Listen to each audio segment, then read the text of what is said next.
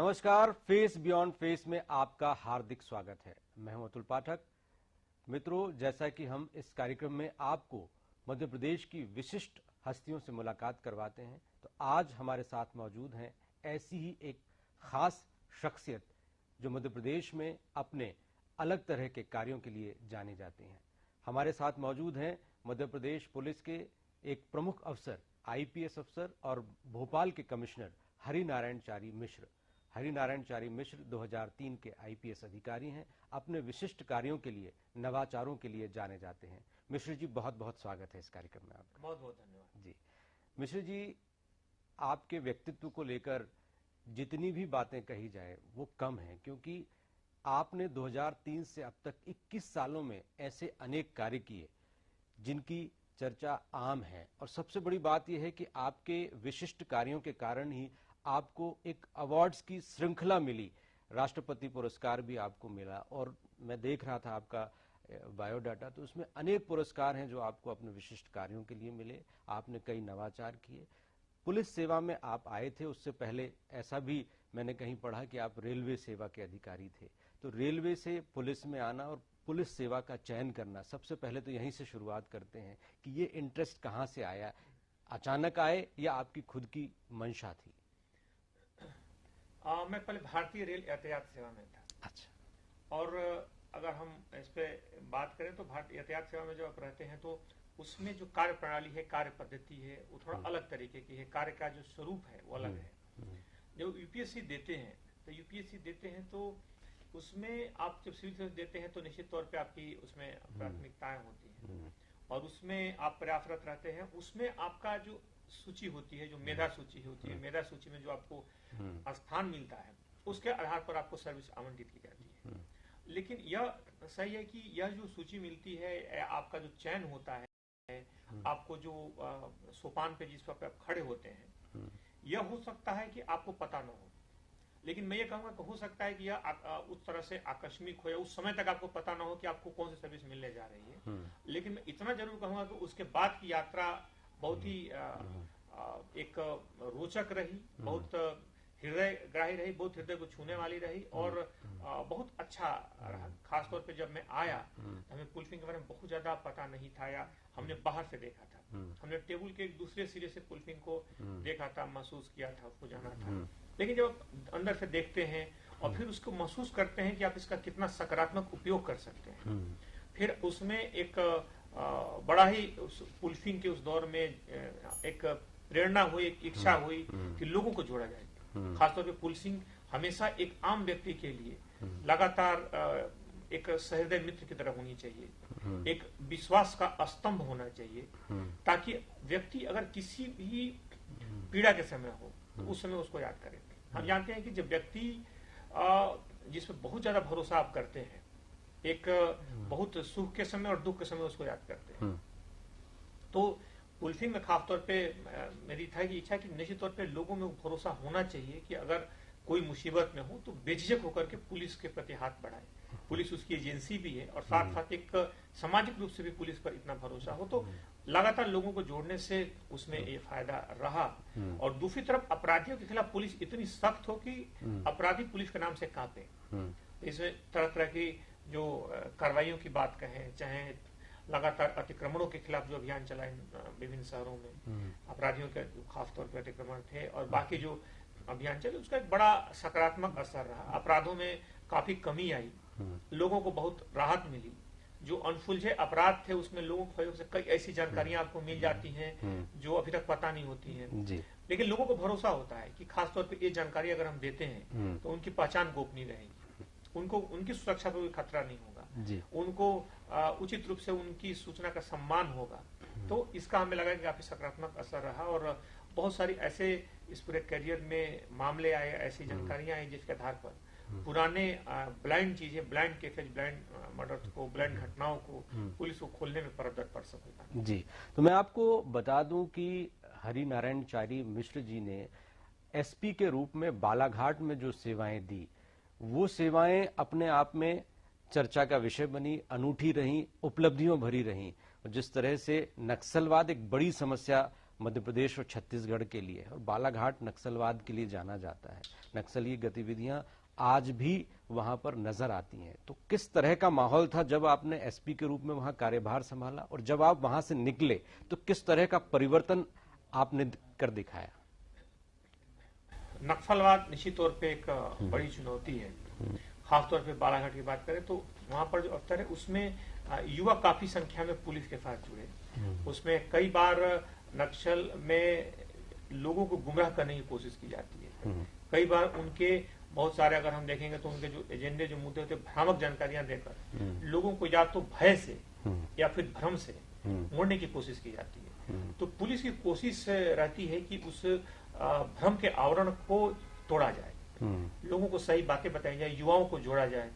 जो हमारे अगर युवा जोड़ते हैं तो बहुत सारी आपको सही चीजें उन तक पहुंचती हैं, उनसे जुड़ नहीं पाते। और दूसरा, पुलिस को सटीक जानकारियां मिलती हैं, पुलिस की कार्रवाइयां भी उसमें कारगर होती हैं। और दूसरा, इसमें मिलने के साथ ही पुलिस जो है काफी बड़ी बड़ी सफलताएं अर्जित करती हैं, और लोग जो हैं उससे इस गतिविधियों से पूरी तरह से कटते हैं। खासतौर पे इन लोगों को अलग थलग किया जाता है जो नक्सल गतिविधियों में लिप्त होते हैं। तो बड़ी सफलताएं मिली उसमें।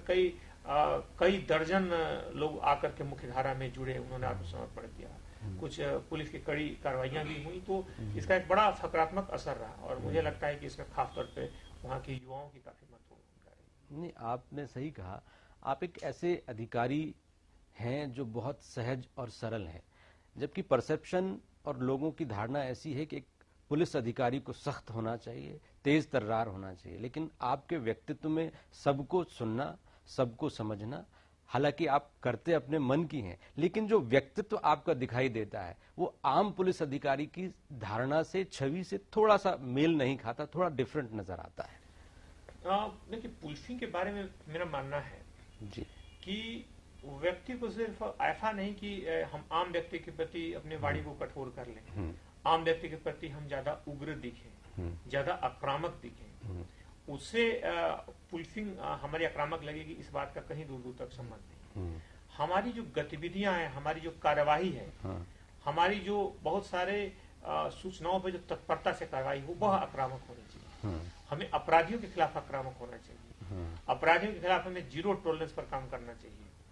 तो यह इन चीजों में पुलिस बिल्कुल काम करती रही है, और लगातार ऐसे मामलों को निकाला गया है जो कि लंबे समय तक अनसुलझे थे, लंबे समय तक चुनौतीपूर्ण थे, ऐसे मामलों को पुलिस ने निकाला है। नहीं, मैं आपको रोक दूं, दर्शकों को बता दूं कि हरिनारायण चारी मिश्र एक ऐसे अधिकारी हैं जो जहां भी रहे उन्होंने ऐसे ऐसे केसेस को डील किया जो अनसुलझे माने जाते रहे। ब्लाइंड मर्डर्स हैं, ब्लाइंड केसेस हैं जो कई साल से बंद थे, लेकिन उन्होंने उन केसेस को निकाला, उन डायरीज को आपने सामने लेकर आए, और उनमें इन्वेस्टिगेशन के बाद जो एक्चुअल अपराधी थे उनको आपने सलाखों के पीछे भी पहुंचाए। तो कहीं इसकी सफलता की वजह आपकी लोगों से कनेक्टिविटी है, इसके वजह से आपको सूत्र मिले?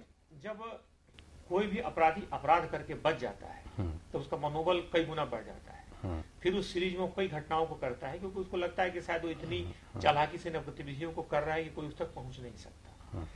दूसरी तरफ अगर वो पकड़ा जाता है तो उसकी इन गतिविधियों पे न सिर्फ रोक लगती है, बल्कि उस जैसे बहुत सारे ऐसे अपराधियों के गतिविधियों पर भी रोक लगती है जो सोच रहे होते हैं कि शायद हम करके बच जाएंगे। तो इसलिए पुलिस का अपराधियों तक पहुंचना बड़ा जरूरी है, खासतौर पे अपराधों को रोकने की दिशा में बड़ा महत्वपूर्ण कदम है। तो पुलिस ने इसके मद्देनजर लगातार कार्रवाइयां की, और इसमें एक बड़ी वजह जो आप बोल रहे हैं कि पुलिस के पास कई बार जानकारियों का सटीक न आ पाना, इसकी एक बड़ी वजह है रहती है कि कई बार कोई कड़ी, कोई ऐसी गुत्थी है जो अनसुलझी है, उस गुत्थी के बहुत सारे तथ्य हमारे पास नहीं आ पा रहे हैं, जिस कारण हम उस तह तक नहीं पहुंच पा रहे हैं। ऐसे में आम व्यक्ति को जब लगता है कि अगर हम जानकारी देंगे उसमें सटीक कार्रवाई होगी, उसकी पहचान गोपनीय रहेगी, इस पर एक समाज में सुरक्षा का माहौल जाएगा, एक सकारात्मक संदेश जाएगा, तो हमारे आसपास बहुत सारे ऐसे लोग होते हैं जिनको जानकारी भी होती है, जो बताना भी चाहते हैं, और कई बार वो झिझक के कारण आगे नहीं आ पाते। आप उनसे संवाद करें, आप उनसे बातें करें, उनके बातों तक पहुंचे, और जब हम उनसे एक संवाद करते हैं, लोगों का भरोसा होता है, तो जानकारियों को शेयर करते हैं, साझा करते हैं, और फिर हम इन गतिविधियों में हमारी एक निर्णायक सफलता मिलती है। और ऐसे बहुत सारे मामलों में हुआ है कि इन गतिविधियों, इन सूचनाओं के कारण पुलिस को निर्णायक सफलता मिली। आपके पूरे कार्यकाल में कोई ऐसा केस जो आपके लिए एक अबूझ पहेली बन गया, बड़ा मुश्किल साबित हुआ और उसमें पूरा प्रशासन, पूरा आपका पुलिस का महकमा लगा रहा और बड़ी मुश्किल से वो क्रैक हो पाया। लगभग हर पदस्थापना में ऐसे बहुत सारे केस हैं। तो अगर मैं पहली पदस्थापना की बात करूं, अपने बालाघाट का आप जिक्र कर रहे थे, हमारे जाने के साथ कुछ दिनों बाद एक ऐसी घटना हुई जिसमें एक ही परिवार के 3 लोगों की दिन दहाड़े हत्या हो गई और उस पूरे हत्या के कोई भी सुराग उसमें पता नहीं चला। उसमें घटना से जुड़े हुए दर्जनों उसमें अलग अलग तथ्य आए, अलग अलग उसमें दृष्टिकोण आए, लेकिन सारी चीजें उसमें कोई भी चीज पुलिस नहीं पहुंच पाई। अंततः उसका निष्कर्ष ये रहा कि उनके घर में पूरी मामले का जो एफआईआर कराने वाला था, जो सबसे ज्यादा पीड़ित उस मामले में व्यक्ति लग रहा था, जो कि एक 15 साल का एक बच्चा था। तो वो अगर हम देखेंगे तो बाद में जब पुलिस, बहुत सारी उसमें कड़ियां थी जो जुड़ती गई और पुलिस जब वहां तक पहुंची तो दंग रह गई कि एक 15-16 साल के बच्चे ने एक छोटे से एक लोभ में कि किसी को उसको एक मंगलसूत्र घर से लेके देना है, इस कड़ी में उसने 3 लोगों की हत्या कर दी थी। और ये बात बड़ी झकझोरने वाली थी, बहुत ही अविश्वसनीय थी और जिसमें कोई भी इस तरह का तथ्य नहीं था। एक फुर में ब्लाइंड रहा और उसमें कोई जैसा कारण नहीं था और उस व्यक्ति ने देखने से काफी पीड़ित लगा। वो बच्चा उसी घर का सदस्य की तरह था, अच्छा। और रिश्तेदार का बच्चा था और एफआईआर भी उसी ने जाके लिखवाई। तमाम उसने मीडिया चैनल्स को उसने बाइट दिया कि घटना से कितना वो आहत है। पुलिस को लगातार तमाम जो कुछ बीच में जो प्रदर्शन हुए उसको लेकर के सबसे उसने लीड किया। तो ऐसा आप समझ नहीं पाते हैं शुरुआत में कि चूंकि वजह भी कोई स्पष्ट नहीं थी कि 16 साल का बच्चा क्यों मारेगा 3 लोगों को। तो उसमें जब पुलिस ने किया, कुछ छोटे छोटे चीजों की जब बारीकी से आप देखते हैं तो पता चला कि तो मुख्य अभियुक्त है। और फिर पुलिस ने पकड़ा उसको, फिर बाद में आगे वैधानिक कार्रवाई की, बाद में उसमें निर्णायक कार्रवाई भी हुई, न्यायालय से सजा मिली। तो इसके अलावा साथ साथ खंडवा में ऐसा एक केस हुआ जिसमें एक एसडीओ फॉरेस्ट गायब थे लंबे समय से, 7 साल से। डायरी उनकी फाइल होने वाली थी क्योंकि 7 साल में गुमशुदगी फाइल हो जाती है। उसमें दर्जनों टीमें अलग अलग जांच कर चुकी थी। अचानक वो प्रकार नजर पड़ी, हमारी टीम ने उसमें काम किया, हम लोगों ने उसे देखा, उसके बहुत बारीकी से देखते हुए उसके बहुत सारे तथ्यों को पकड़ा और अंततः उस मामले में 7 साल बाद पुलिस ने एक सड़क की खुदाई करवा करके उसकी नींव से 21 फीट नीचे जेसीबी से उस डेड बॉडी को निकलवाया, उसके डीएनए टेस्ट कराया, पहचान कराई और उसमें 5 जो अभियुक्त थे उनको सजा दिलवाई। कैसे पता चला कि वो इतने नीचे लगे हुए हैं?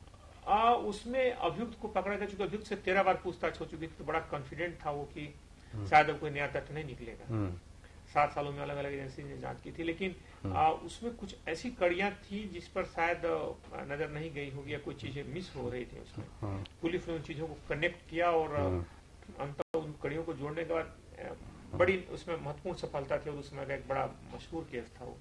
तो वह इस तरह के जब चीजों को बारीकी से देखते हैं, आप ठंडे दिमाग से सोचते हैं, थोड़ा मेहनत भी करते हैं, लोगों से बात करते हैं, तथ्यों की पड़ताल करते हैं, तो घटनाओं की तह में जाते हैं, तो मुझे लगता है कि फिर कड़ियां खुलने लगती हैं और आप सफलता के करीब पहुंच जाते हैं। जी, तो इस हरिनारायण चारी मिश्रा जी, जब मध्य प्रदेश में पुलिस कमिश्नर सिस्टम लागू हुआ तो पहली बार इंदौर के कमिश्नर के तौर पर उन्होंने चार्ज संभाला। एक नई व्यवस्था थी, नया सेटअप था।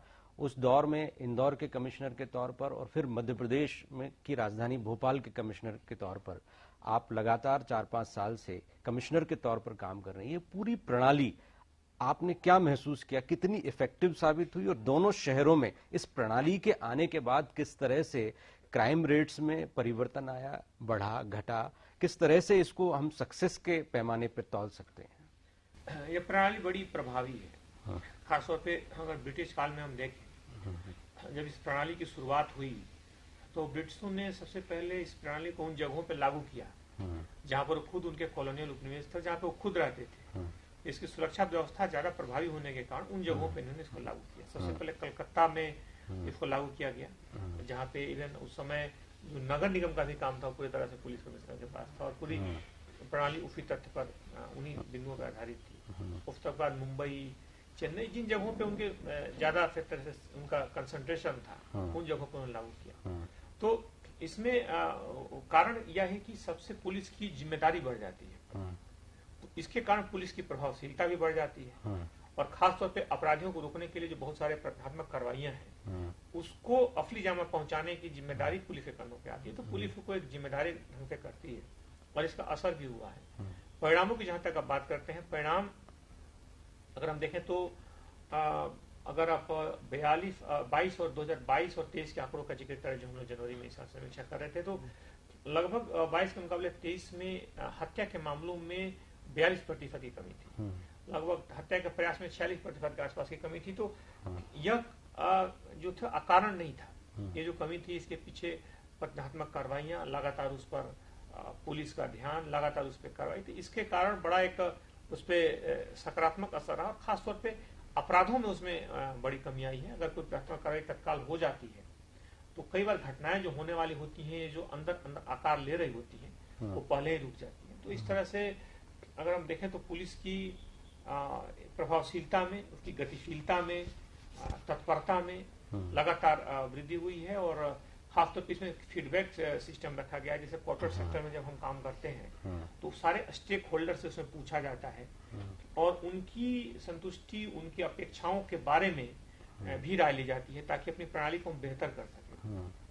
जब भी हम देखा तो यहाँ भी हम लोगों ने फीडबैक सिस्टम भी रखा है। अपराधियों के खिलाफ कार्रवाई भी लगातार होती है और साथ ही साथ पुलिस को अपडेट उन्नत करने के लिए भी लगातार प्रयास उसमें चलते हैं, जिसके कारण जहां भी कमिश्नरेट सिस्टम लगा है वहां पे लगातार ऑर्गेनाइज्ड क्राइम के खिलाफ, ऑर्गेनाइज्ड क्राइम में भी कमी आई है और पुलिस की प्रभावशीलता भी बढ़ी। जैसा कि मिश्रा जी के व्यक्तित्व से पता चलता है कि एक से बढ़कर एक अलग अलग तरह के नवाचार उन्होंने किए।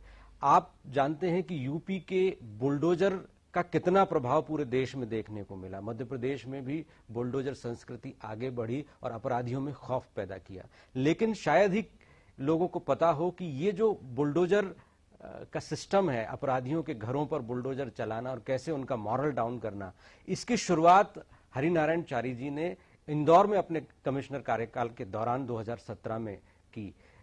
मिश्रा जी, जिस तरह से सरकारें क्रेडिट लेती हैं, बुलडोजर से अपराध पर नियंत्रण करने के जो मामले सामने आए हैं, जो डेटा सामने आए, वो बहुत उत्साहजनक डेटा है। तो आपने शुरुआत की थी इंदौर में, कैसे आपके जहन में आया, पूरा वो एक्शन किस तरह का था और उससे क्या इम्पैक्ट निकल के आया?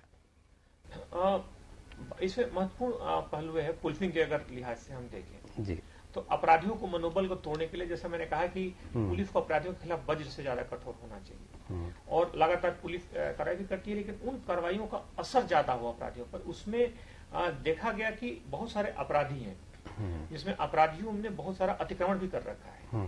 हो सकता है समान तौर पे अतिक्रमण हटे उस इलाके का तो वो भी हटे, लेकिन खासतौर पर कोई अपराधी प्रकाश में आता है और उसको चिन्हित करके एक नियमों के तहत, एक नियमों के वैधानिक दायरे में, उसकी परिधि में अगर हम उस पर कार्रवाई करते हैं तो लोगों में उसका बड़ा ही सकारात्मक उत्साह दिखता है। और शुरुआत में हम एक बहुत बड़ा, जो पहली घटना थी, एक बहुत बड़ा लुटेरा था जिसके 45 से ज्यादा एक चैन स्नैचिंग के मामले थे, उसके खिलाफ हम लोगों ने उसमें बहुत अतिक्रमण भी कर रखा था। और जब उस पर कार्रवाई की पुलिस ने, उस कार्रवाई का एक बड़ा ही सकारात्मक असर रहा। दूसरे दिन हम लोग जब गए तो उस मोहल्ले में लोगों में जिस तरह का उत्साह और मिठाइयां बट रही थी और देख करके जिस तरह से लोगों में एक अपराध को लेकर के पुलिस के प्रति जो सम्मान का भाव आया और लगा कि कार्रवाई, तो इसमें यह बात बड़ी स्पष्ट हुई कि लोग इन अपराधियों के खिलाफ कड़ी कार्रवाई चाहते हैं और एक कार्रवाई वैधानिक दायरे में थी। जैसे पुलिस हालांकि इसको नहीं कर सकती, तो इसमें दूसरे सहयोगी जो टीमें हैं, दूसरे हमारे नगर निगम और दूसरे जो अन्य प्रशासनिक सहयोगी हैं, उनके सहयोग से इस कार्य को किया गया। लेकिन इसमें खास बात यह थी कि उस कार्रवाई का जो असर रहा बड़ा गहरा रहा। तो इस बात का हम लोग उल्लेख अक्सर मतलब करते हैं कि बहुत सकारात्मक असर रहा। फिर सारे लगभग इस तरह के जो बड़े अपराधी हैं उनकी एक सूची बना कर पुलिस ने उनके अतिक्रमणों को चिन्हित कराया। उसमें इस बात को देखा है क्या वास्तव में अतिक्रमण है, अगर वो अतिक्रमण के दायरे में आता है तो उस अतिक्रमण को प्राथमिकता पर हटाया जा सकता है। उसमें सबसे ज्यादा हुआ कि अपराध का एक सामाजिक जो स्वीकृति थी उस परिवार के घर के अंदर वह खत्म हुई। पहले बहुत सारे अपराधी, बहुत सारे लोगों ने अपने घर में जो अपराधी थे उनको जिले के बाहर भेज दिया क्योंकि उनको लगता था कि अपराध होने में फिर इस तरह की कार्रवाई का असर होगा। या फिर लोगों ने कई बार अनावश्यक रूप से बॉन्ड या जमानत देने में लोग पीछे हटने लगे, उनको लगता था कि अपराधी के साथ हम जुड़ेंगे। तो उसकी एक जो सामाजिक स्वीकृति का जो भ्रम है, घर के लोगों के सहयोग का भ्रम था, अब लोगों ने अपने बच्चों को, जो खासतौर पर अपराधी थे, उनके जुड़े हुए जो अपराधी थे, उनको रोकना शुरू किया कि तुम अपराध मत करना। पहले वही अपराध होता था तो लोग जाके जमानत कराते थे, उसके सहयोग करते थे, वकील करते थे। तो एक जो सामाजिक ताना बाना है अपराध का जो समाज शास्त्र है वो इससे ध्वस्त हुआ। उस पर कई कार्रवाइयों से लोगों में उत्साह बढ़ा, आम व्यक्ति का प्रशासनिक जो विश्वास है वो गहरा हुआ। तो बात इसमें खासतौर पर पुलिसिंग के माध्यम से हम देखेंगे तो इसका एक व्यापक असर रहा और अपराधियों पर निश्चित तौर पर इसका बहुत ही गहरा असर रहा। आपने कहा कि बहुत प्रभावी ये सिस्टम है, लेकिन अभी भी देखने में आया है कि 5 साल के यदि आंकड़े देखें जो विधानसभा में सबमिट किए गए, भोपाल में 5000 रेप केसेस आए, जिसमें 1000 नाबालिग लड़कियों के साथ इस तरह के केसेस आते हैं। कई बार ऐसा देखने में भी आता है कि ये रेप केस नहीं होते, आमतौर पर सहमति से संबंध और बाद में उनको कन्वर्ट कर दिया जाए। तो ये जो रेप केसेस का सिनेरियो है ये बहुत ज्यादा परिवर्तित होता नहीं, इसके पीछे वजह क्या है? ये मानसिकता खत्म क्यों नहीं होती? ये पुलिस के प्रभावी होने के बाद भी ये रेट लगातार कांस्टेंट रहता है। जहां तक इस तरह के केसेस की बात है, अगर हम महिला अपराधों की बात करें तो लगातार 2 सालों में महिला अपराधों में भोपाल की हम बात करें तो भोपाल में लगातार कमी आई है। लेकिन अगर हम बात करें इसके रजिस्ट्रेशन के आधार पर, तो मुझे लगता है कि इन केसों की जो रजिस्ट्रेशन की प्रवृत्ति है, अगर आप बड़े स्तर पर देखें तो बहुत सारी सामाजिक मान्यताओं, रूढ़ियों और कुंठाओं से जुड़ी हुई है। बहुत सारे सोसाइटीज में इस तरह के मामले तुरंत रिपोर्ट होते हैं, जहां पर ज्यादा होता है। कुछ जगहों पे इसकी रिपोर्ट नहीं होती है। तो सिर्फ इसके आधार पर कि संख्या किसी शहर में ज्यादा है, हमें नहीं मान सकते कि वहां महिला अपराध ज्यादा है। हो सकता है दूसरे सोसाइटीज में इसको करने में लोग झिझकते हों, पुलिस तक पहुंच ही न पाते हों, पुलिस तक उनकी पहुंच न हो। इसलिए जहां तक इस तरह के मामले हैं, और जैसा आपने सही कहा कि इस तरह के जो मामले आते हैं, शुरुआती दौर में हालांकि पुलिस हर महिला संबंधी मामलों में बहुत संवेदनशील है और संवेदनशीलता से कार्रवाई करती है, लेकिन बहुत सारे ऐसे मामले होते हैं जो आपसी सहमति के होते हैं और बाद में आंतरिक किसी भी तरह का डिफरेंसेज होने के कारण, असहमति होने के कारण इस तरह के मामले आते हैं। और तकनीकी तौर के ऐसे मामले होते हैं जिसमें इस तरह की कार्रवाइयां होती हैं। लेकिन पुलिस के लिए अगर कोई भी मामला ऐसा आता है, भले ही तकनीक हो या उसमें और कोई सामाजिक पहलू हो, लेकिन अगर मामला सही है, मामले की शिकायत आती है, तो पुलिस की जिम्मेदारी है कि पुलिस उस पर वैधानिक कार्रवाई करे और कड़ी कार्रवाई सुनिश्चित करे। सर, सुसाइड की बात करें तो विधानसभा में गृह मंत्री ने, डॉक्टर मोहन यादव ने जो जानकारी दी, 2300 के लगभग केसेस 5 साल में अकेले भोपाल में आए। इंदौर में भी ऐसे केसेस बहुत हैं और आपने कमिश्नर रहते हुए वहां पर एक प्रयोग भी शुरू किया था, नवाचार भी शुरू किया था। तो ये सुसाइड को लेकर पुलिस का क्या परसेप्शन है? पुलिस इसमें क्या भूमिका निभा सकती है इस तरह के केसेस ना आए, क्योंकि ये सीधे तौर पर क्राइम से जुड़ा मसला नहीं है। किसी भी अगर शहर में हम बात करें, खासतौर पर सुसाइड की बात करें, तो आपको जान के आश्चर्य होगा कि लगभग जितनी होमिसाइड की घटनाएं होती है उसका लगभग 4 से 5 गुना सुसाइड की घटनाएं होती है। और सुसाइड में खासतौर पे ऐसे घटनाओं की संख्या 4 से 5 गुना होती है। मतलब, और इसमें युवाओं की संख्या सबसे ज्यादा, 18 से 30 साल के जो युवा हैं उनकी संख्या सबसे ज्यादा है इस तरह की घटनाओं में। तो इसमें ध्यान देने की ये आवश्यकता है कि जिस तरह से सामाजिक रूप से हमारा परिवर्तन हो रहा है, लोग सामाजिक रूप से एकाकी हो रहे हैं। हमारे फेसबुक में 1000-5000 फ्रेंड होते हैं, बाकी जीवन में एक भी कोई नहीं होता जो करीब हो। तो इन चीजों को देखते हुए लोगों में भीतर से जो एक नीरवता आ रही है, खालीपन आ रहा है, कई आंतरिक कष्ट है। तो इसमें व्यक्ति कई बार सुख के क्षणों में तो उसे महसूस नहीं होता, वो शायद सुख को नहीं बांटता, लेकिन जब दुख के क्षण आते हैं तो भीतर से वो बड़ा अकेला महसूस करने लगता है, बड़ा निरीह महसूस करने लगता है और ऐसे में घटनाएं कर देता है। पुलिस भी जहां तक बहाल की कोशिश है, पुलिस ने की जो हेल्पलाइन है, पुलिस जो बीच बीच में कई जगहों पे संजीवनी कार्यक्रम जो चलाया गया है, उसका उद्देश्य है कि इन कारणों से लोगों को काउंसिल किया जाए, लोगों को इसके लिए खासतौर पर काउंसलिंग के माध्यम से जागरूक किया जाए। और अगर उनको जागरूक किया जाता है तो देखा गया है कि अगर हम जागरूक करते हैं तो लोग उन मनस्थिति से गुजरते हैं, क्योंकि उन मनस्थिति से अपने को उबार लेते हैं। क्योंकि ऐसी घटनाओं में देखा गया कि समान तौर पर व्यक्ति स्वाभाविक रूप से नहीं करना चाहता, इसका कारण क्या है कि जब व्यक्ति घायल हो जाता है और वो बच जाता है तो लगातार डॉक्टर से मिन्नतें करता है बचाने की। अगर उसकी स्थिति होती कि मरने की ही तो फिर डॉक्टर से बोलता कि हमें नहीं जीना चाहता, हमें मरना है, लेकिन वो तो उल्टे उस मनस्थिति से निकलने के बाद बचने के लिए बड़ा प्रयास करता है। तो पुलिस को सामने जो एक जिम्मेदारी है कि पुलिस व्यक्ति को इस मनस्थिति से बाहर निकाले। इसे परिजनों से जो जानकारी आती है या पुलिस से जो जानकारी आती है, पुलिस लगातार उनको गंभीरता से लेती है। और ये मामला चिंताजनक इसलिए है कि इसमें युवा, हमारे देश के जो युवा, जो दुनिया में सबसे ज्यादा युवा है, वो कई बार हताशा निराशा के गर्त में जाकर के ऐसी घटनाओं को कर देते हैं। इसमें कई अलग अलग सामाजिक कारण हैं, लेकिन कारण जो भी हो चिंताजनक है। और बाकी अन्य जो साथी विभाग हैं उनके साथ साथ पुलिस भी लेकर के मामले को गंभीर है और लगातार इसमें काउंसलिंग और अन्य सुधारात्मक माध्यमों से कोशिश कर रही है कि इस तरह की घटनाओं में कमी लाई जाए। सर, भोपाल में चोरी की वारदातों में पिछले कुछ दिनों में बढ़ोतरी, अभी अवधपुरी में 3-4 दिन में 3-4 चोरियां हो गई। तो छोटे अपराध ज्यादा बढ़ रहे हैं, बड़े अपराधों पे पुलिस का अंकुश है, छोटे अधिक अपराध क्योंकि गश्त कम दिखाई दे रही, डायल 100 की जो गतिविधियां हैं वो भी थोड़ी शिथिल होती दिखाई दे रही है। डायल 100 के बारे में एक बड़ा रोचक चीज मैं बताऊंगा। हम लोग अभी समीक्षा कर रहे थे 3 दिन पहले। तो डायल 100 पे खासतौर पे महिला अपराध, छेड़छाड़ और जो संपत्ति संबंधी अपराधों संबंधी जो जानकारी आती है, उसमें लगभग 40 से 45% की एक साल में कमी आई है। अच्छा, यानी कि जो रिपोर्टिंग आती है उसको अब कंट्रोल कोई नहीं कर सकता, क्योंकि पहले भी व्यक्ति को किसी भी तरह की अगर समस्या आती है तो वो व्यक्ति सिर्फ डायल 100 नंबर पर डायल करता है, क्योंकि उसको लगता है कि अगर हम डायल करेंगे तो तत्काल इस पे कार्रवाई होगी, पुलिस का वाहन पहुंच जाएगा। अभी कुछ वाहनों की संख्या जरूर है कि वाहनों की संख्या को अपडेट करने की कार्रवाई चल रही है, लेकिन जो भी हमारे पास रिफोर्सेज है उससे उसकी प्रभावशीलता है और उसे कार्रवाई के कारण ही लगभग इसमें हम बता रहे हैं कि 40% से ज्यादा ही हर हेड में लगभग कमी है। जहां तक आपने अवधपुर की चोरी की बात की, कुछ गैंग जरूर कई बार भी शहर में आ जाते हैं, दूसरे आसपास के कई जिलों से आते हैं। कई ऐसे आपराधिक गैंग हैं, आपराधिक समूह हैं जो कई बार टारगेट करने की कोशिश करते हैं, लेकिन उन्हें पकड़ लिया था। आप जिस गैंग की बात कर रहे हैं जो अखबारों में छपा था पिपलानी और अवधपुरी में, उस गैंग को भी आज पकड़ लिया गया है और उसका भी संबंधित पुलिस इसका प्रेस कॉन्फ्रेंस करके डिटेल्स में खुलासा करेगी।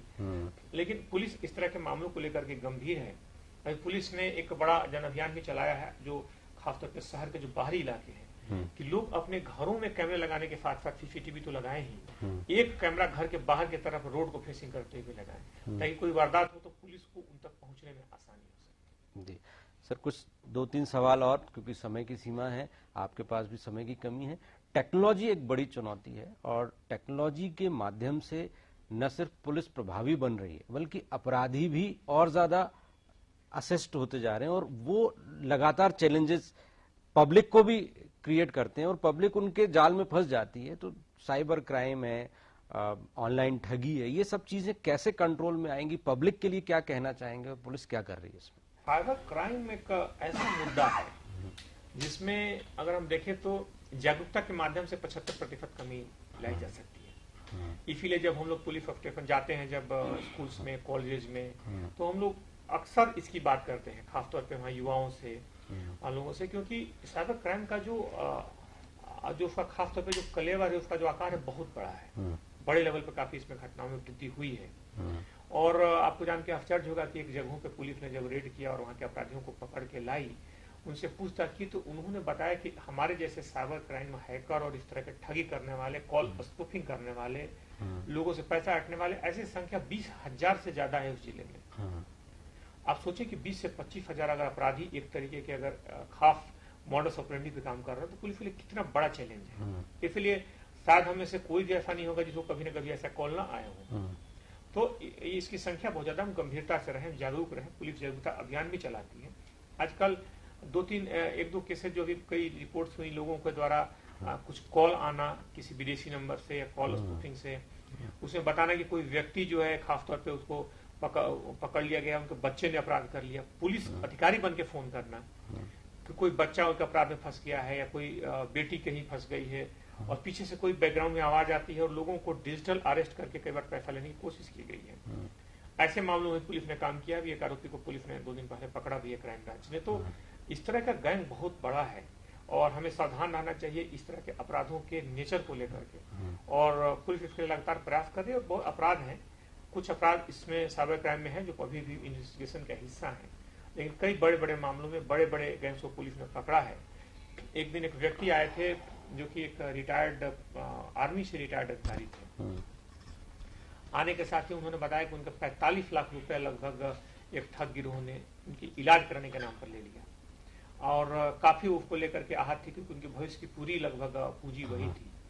आपको जान के सुखद आश्चर्य होगा कि अगले 15 दिनों में पुलिस ने न सिर्फ मेवात के एक गैंग को पकड़ के धर दबोचा, बल्कि उनके पूरे के पूरे पैसे रिकवर कर लिए। 45 लाख पूरे रिकवर होगा वो दिया गया। तो कई बार पुलिस जो है प्रोएक्टिव होकर के इसमें लगातार काम करती है, और साइबर क्राइम में भी अवश्य है कि संख्या ज्यादा है, जागरूकता एक महत्वपूर्ण इसमें मुद्दा है, लेकिन साथ साथ क्राइम होती है तो सूचना मिलने पर पुलिस तत्परता से कार्रवाई करती है और अधिकांश मामलों में सफलता तक भी पहुंचती है। सर, एक आखिरी सवाल, जिस तरह से मिश्रा जी ने लगातार नए नए प्रयोग किए, अपराधियों की बायोमेट्रिक कुंडली तलाशने से लेकर पब्लिक के सपोर्ट से लिम्का बुक रिकॉर्ड बनाने तक, तो एक सफल अधिकारी के तौर पर आपको देखा जाता है, और आपने वो मिथक तोड़ दिया कि कोई और सर्विस इससे श्रेष्ठ हो सकती है। आपको देखकर युवा प्रेरित होते हैं। तो पूरी आपकी लाइफ में ये जो दौर आईपीएस अधिकारी के तौर पर रहा, और जिस तरह से आपके बारे में जब मैं पढ़ रहा था तो पता चला कि आप भी बहुत गरीब परिस्थिति से, गांव से निकलकर, बोरे की भट्टियों पर पढ़कर और आईपीएस अधिकारी बने, आज यहाँ पर पहुंचे। किस तरह से आप युवाओं को अपने इस करियर के बारे में बताएंगे, और क्यों युवा इस सेवा को चुने, और इस सेवा में किस तरह के अवसर हैं, कैसी फीलिंग्स हैं, इन सब को लेकर एक आखिरी सवाल आपसे। नहीं, सबसे बड़ी चीज कि आप जिस परिस्थिति में जो भी आपको जिम्मेदारी दी जाए, अगर उसका पूर्ण मनोयोग से करते हैं तो आप बेहतर कर पाते हैं। अगर आप पूरे मन से उस कार्य पे जुड़े हों तो एक बड़ी आवश्यक उसकी अपेक्षा है किसी भी कार्य में बेहतर करने की। जहाँ तक सफलता असफलता की बात है तो गांव में संसाधन कम होते हैं, लेकिन गांव में बहुत सारी सुविधाएं भी होती हैं जो हमें नहीं दिखती है। गांव में एक बड़े सहयोग की भावना होती है। गांव में लोग मिलजुल के बड़ा रहते हैं, एक दूसरे से बड़ा अवगत रहते हैं। आपको बहुत सारी चीजों पे सहयोग होती है, आप डिस्कशन कर सकते हैं, आप लोगों से कर सकते हैं। स्कूल कॉलेजेस में हम लोगों के लगातार क्विज डिबेट जैसी चीजें होती थी, लगातार हम लोग पढ़ते थे। तो गांव लगता है कई बार कि बड़ा सुदूर है, कई बार हमें लगता है कि संसाधन कम हो, लेकिन संसाधन कम हो सकते हैं, लेकिन वहाँ के जो शिक्षक होते हैं उन शिक्षकों में जो आत्मीयता का भाव होता है, मुझे लगता है कि वो ज्यादा होता है। शायद वो बड़े पारिवारिक और आत्मीयता के स्तर पे जुड़े होते हैं। तो संसाधनों की कमी हो सकती है। और जहाँ तक सफलता की बात है, सफलता में संसाधन आवश्यक है, लेकिन संसाधन गौण है, द्वितीयक है। पहली चीज आपका हौसला होना है, आपका आत्मविश्वास होना है, आपकी इच्छा शक्ति होना है। अगर आपकी इच्छा शक्ति है तो आप संसाधनों को जुटा लेंगे, लेकिन अगर आप में इच्छा शक्ति नहीं है तो संसाधन फीके पड़ जाएंगे। इसलिए सिर्फ संसाधन ही पर्याप्त नहीं है। बाकी ऐसा नहीं, गांव की एक अलग इकोसिस्टम है, गांव में एक अलग प्रणाली है, वहाँ के शिक्षक है, उनकी एक अलग आत्मीयता होती है शिक्षकों से। तो हमें जब हम देखते हैं तो हमें उसके दूसरे पहलू को भी देखना चाहिए कि अगर कोई गांव से है तो ऐसा नहीं कि गांव में कोई संसाधन नहीं। गांव में संसाधन है, दूसरी सुविधाएं हैं। आप वहाँ पे एक पढ़ते हैं, एक अच्छे माहौल में रहते हैं, एक बड़ा शुद्ध वातावरण में जीवन जीते हैं, वहाँ आपको शिक्षकों की आत्मीयता मिलती है। तो ये चीजें आपको हो सकता है बाहरी रूप से आप कम दिखे समृद्ध, लेकिन आंतरिक रूप से आप ज्यादा समृद्ध होते हैं। तो कुल मिला के देखा जाए तो हरि नारायण चारी जी का जो व्यक्तित्व है और कृतित्व है, दोनों ही लोगों को प्रेरणा भी देता है, मोटिवेट करता है, और एक आदर्शवाद की तरफ बढ़ते हुए समाज के कदमों की तरफ इशारा करता है। ऐसे अधिकारी जो समाज के लिए, अपने स्वयं के जीवन के लिए, शासन प्रशासन की पद्धतियों के लिए उपयोगी साबित हों, निश्चित रूप से उनकी कमी है, और ऐसी कमी को पूरा करने के लिए हरि नारायण चारी जैसे कई व्यक्तित्व सामने आते हैं जो उम्मीद की किरण जगाते हैं। बहुत बहुत धन्यवाद मिश्रा जी, आपने हमसे बात की, महत्वपूर्ण जानकारियां साझा की। फेस बियॉन्ड फेस में आज इतना ही। नमस्कार।